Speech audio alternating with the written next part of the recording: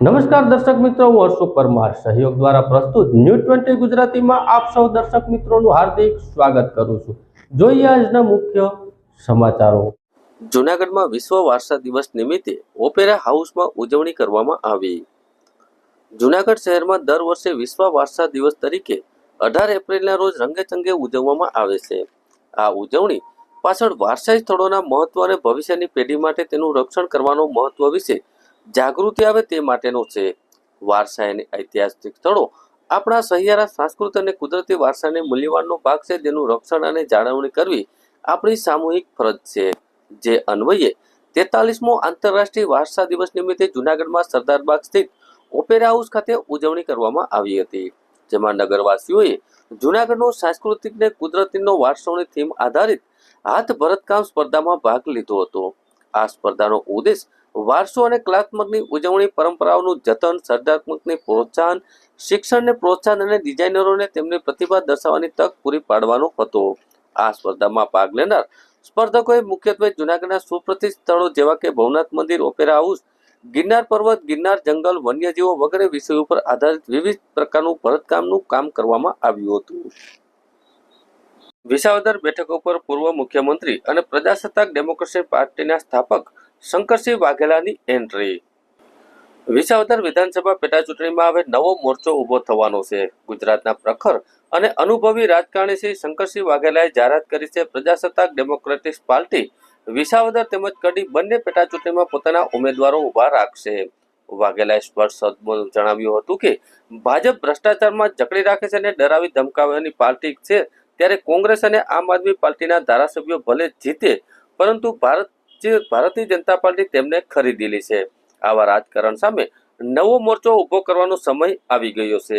તેમણે વધુમાં ઉમેર્યું કે વિસાવદર માટે પીડીપીના ઉમેદવાર સંપૂર્ણપણે સ્થાનિક અને જનતાના પ્રશ્નો સાથે સંવેદનશીલ રહેશે। વિસાવદરની રાજનીતિ વિશે મને સંપૂર્ણ જાણકારી છે। હવે અમે વિસાવદરમાં સાફ અને પ્રજાકીય રાજકારણના સંકેત આપીશું, એવી ખાતરી સાથે પીડીપી ચૂંટણીમાં નવો વિકલ્પ તરીકે પોતાનું સ્થાન બનાવે તે માટે સંપૂર્ણ તૈયારી સાથે મેદાનમાં ઉમેદવારને ઉતારશે। પ્રજાશક્તિ ડેમોક્રેટિક પાર્ટીના ઉમેદવાર ઉભા રાખો છો તો 2027 ની પણ આ તૈયારી છે, એટલા માટે વિસાવદર શરૂઆત થાય છે, એટલે વિસાવદર શરૂઆત કરો છો ખરી કહી શકાય ખરી? 2027 માટે તમે અત્યારથી આ પોતાના ઉમેદવાર ઉભા રાખવાની શરૂઆત કરો છો। વિધાનસભા તો હાઈકોર્ટમાં હોત તો ના હોત। મેં જ નથી કીધું તમે પછી ખેંચી લ્યો, જેને ખેંચી લીધી। આ ઇલેક્શન હું નથી લાવ્યો, કડીનું ઇલેક્શન ધારાસભ્ય ગુજરી ગયો sitting ward, by the way by election આવ્યા છે। તમે પોલિટિકલ પાર્ટી હલવો છો અને જે બાય ઇલેક્શન હોય તો તમે તમે તમે એક વખત આમાં પડ્યા જ છો। બાવા બન્યા તો હિન્દી બોલના પડેગા। પાર્ટી લઈને તમે ચાલ્યા હોય તો તમારે આ પ્રમાણે ઉમેદવારો જરૂર પડતા ઉભા રાખવા પડે, પણ મારા ઉમેદવારનું ધોરણ હાઈ છે। તેલ ચોપડેલો ઉમેદવાર નહીં, ચીટર નહીં, બદમાશ નહીં, પ્રજાના માટે વફાદાર રહે અને પાર્ટી માટે વફાદાર રહે એવા ઉમેદવાર। પૈસા નહીં હોય તો હાલશે, પ્રેમ, લાગણી, હ્યુમન ટચ એના આધારે પબ્લિકમાં જવાનું છે। તમારો ઉમેદવાર લોકલ વિસાવદરમાંથી જશે? લોકલ વિસાવદરમાંથી જ હશે, બહારના હશે? વિષય ઇકો છે માની લ્યો। હવે ઇકો હું આજે કહું કે આ તો બાય ઇલેક્શન, ભાજપની સરકારને કોઈ પ્રોબ્લેમ નથી થવાનો, પણ તમારે ઇકો હોય કે વગર ઇકો હોય, બાપુના હાથમાં કોઈ પણ પ્રશ્ન આવે 1 મિનિટમાં એનો ફેસલો ત્યાં ત્યાં હોમવર્ક કરેલું છે, સોફ્ટવેર ભરેલું છે। આપણે ઇકો શું એ મને ખબર છે, દૂર કેમ કર્યા એ મને ખબર છે। જે કઈ લગભગ લાલ લીટી જે કહેવાય ઇલેક્ટ્રિક કનેક્શન ન આપે ટ્યુબવેલ માટે, તો લાલ લીટી શું કહેવાય એ મને ખબર, કેમ કાઢવી એ આપણને ખબર। ભૂતકાળમાં લાલ લીટી કાઢીને લોકોને ટ્યુબવેલના કનેક્શન આપ્યા છે।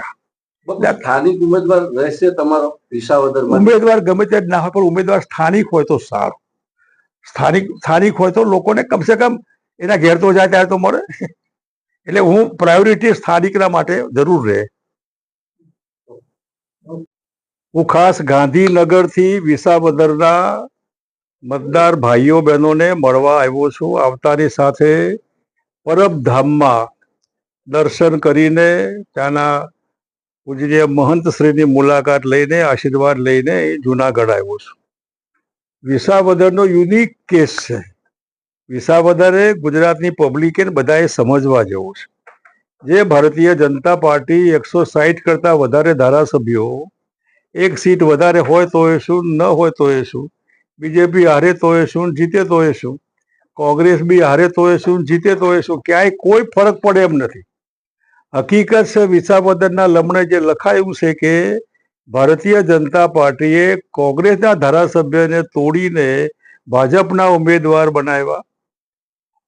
આપવાળા જીત્યા તો એને તોડીને કમિટમેન્ટ જે આપ્યું હોય એ પણ પરિણામે આ બાય ઇલેક્શન આવ્યું છે.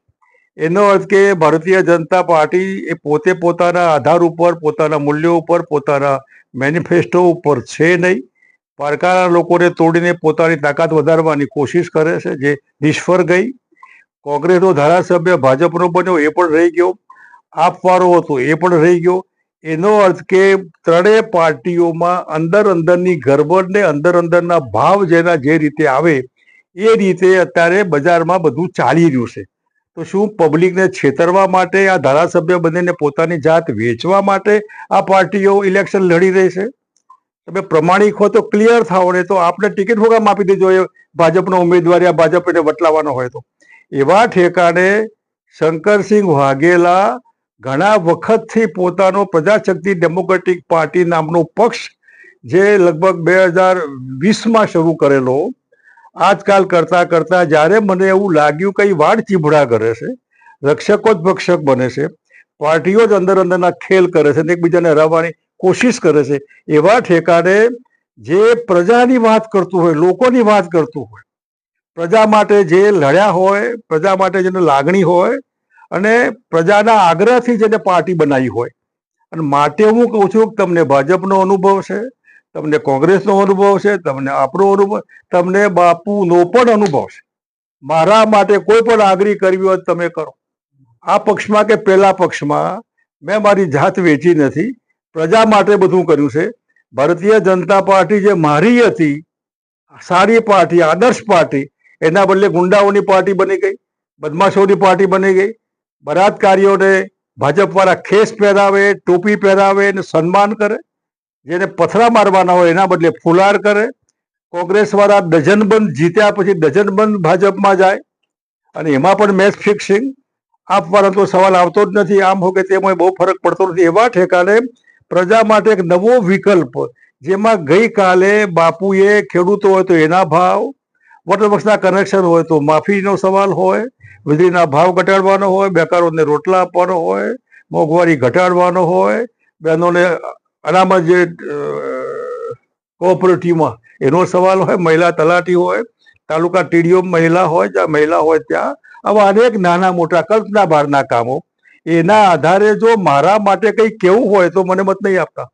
પણ આ ત્રણ પ્રૂવડ નકામા પક્ષો છે, જેને તમારા મતની પડી જ નથી, ને મત મળ્યા પછી એની પ્રમાણિકતા નથી. એવા ઠેકાણે બાપુની 12 મહિનાની સરકાર માટે, જેના માટે ગુજરાતનો સુવર્ણકાળ કહી શકાય, પ્રજા પોતે વોટથી કહેતી કે અમારી સરકાર છે, વિધાઉટ એપોઇન્ટમેન્ટ માટે મળી શકાય.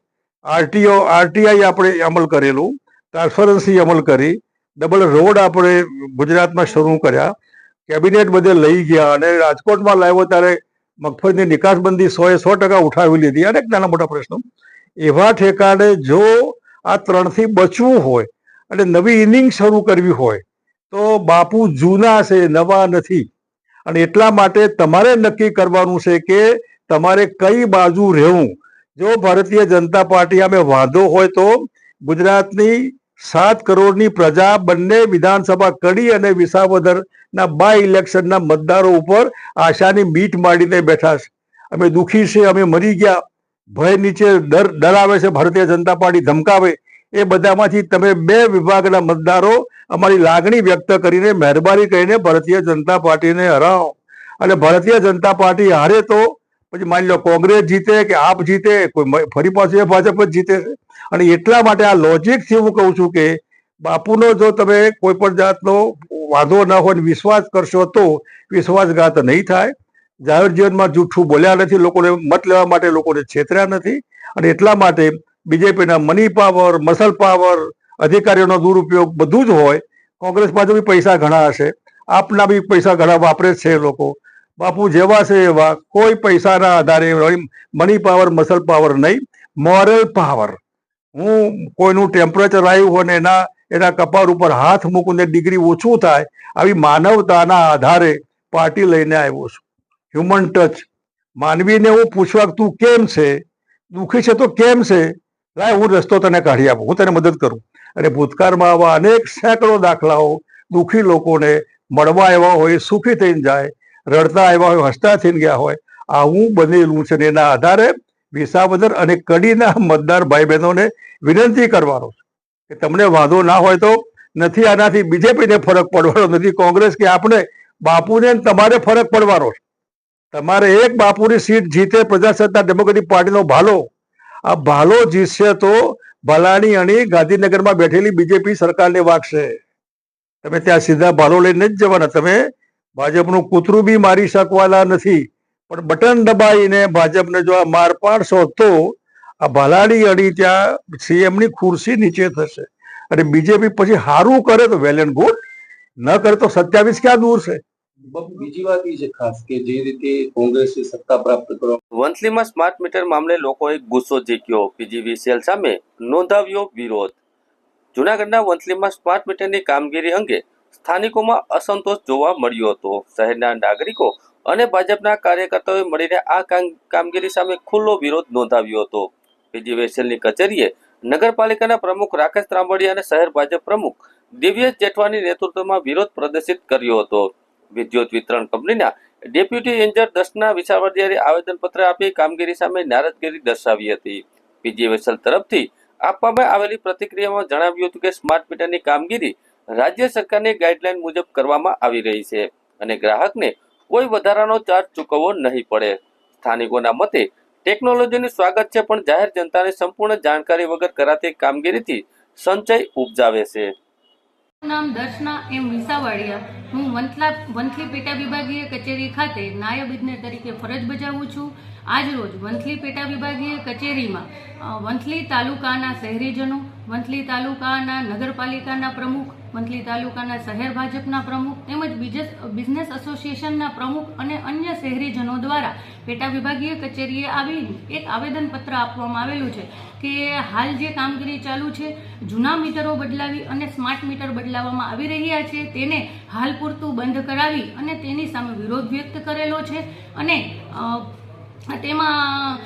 તે બાબતે મારે તમામ શહેરીજનોને જાણ કરવાની કે જે આ જૂના મીટરો બદલાવી અને નવું સ્માર્ટ મીટર લગાવવાની કાર્યવાહી કરવામાં આવે છે તે ભારત સરકારના ગેજેટમાં જણાવ્યા અનુસાર, ગેજેટના નોંધણીમાં કરાવ્યા અનુસાર જ કાર્યરત કરવામાં આવેલા છે. અને આ સ્માર્ટ મીટર છે એ જૂના મીટર કરતાં પણ સારી કાર્યક્ષમતાવાળા અને સારી સુવિધા આપવાના છે. જૂનું મીટર છે એ વન વે કોમ્યુનિકેશન વાળું છે અને નવું સ્માર્ટ મીટર 2 વે કોમ્યુનિકેશનથી કાર્યરત છે, જેથી તમામ વીજ ગ્રાહકો પોતાનો રિયલ ટાઈમ ડેટા મોનિટરિંગ કરી શકશે અને આ મીટર લગાવવાનું કોઈ પણ જાતનું વધારાનું વીજ ભારણ વીજ ગ્રાહકો ઉપર નાખવામાં આવવાનું નથી. જેથી મારી તમામ વીજ ગ્રાહકોને ખાસ અપીલ છે કે આપનું જે અત્યારે ડિજિટલ યુગનું આપણા સરકારનું સપનું છે તેને સાકાર કરવામાં વંથલી પીજીવીસીએલ દ્વારા જે પણ મીટર બદલાવવાની કાર્યવાહી કરવામાં આવે છે એમાં સાથ અને સહયોગ આપવા મારી સૌને નમ્ર વિનંતી છે. જૂનાગઢ શહેરના જાંજાડા ચોકડી પાસે ગેરકાયદેસર 2 છરી સાથે એક ઇસમને પકડી પીજી એક્ટ 135 હેઠળ ગુનો દાખલ કરતી ક્રાઇમ બ્રાન્ચ જૂનાગઢ. જૂનાગઢ રેન્જના પોલીસ મહાનિરીક્ષક નિલેશ જાંજવાડે સાહેબની સૂચના તેમજ ઇન્ચાર્જ પોલીસ અધિક્ષક ભગીરથસિંહ જાડેજા સાહેબ દ્વારા છેલ્લા જિલ્લામાં ચાલતી ગેરકાયદેસર અસામાજિક ઇસમો દ્વારા કરવામાં આવતી અસામાજિક પ્રવૃત્તિને અટકાવવા તેમજ કડક હાથે કામ લેવાની ઝુંબેશ અન્વયે તેમજ જિલ્લામાં કાયદોની વ્યવસ્થાની પરિસ્થિતિને જાળવી રાખવા ગેરકાયદેસર અસામાજિક પ્રવૃત્તિ ઇસમો ઉપર આક્રમક પગલાં લેવાની સૂચના અને માર્ગદર્શન પૂરું પાડવામાં આવ્યું છે.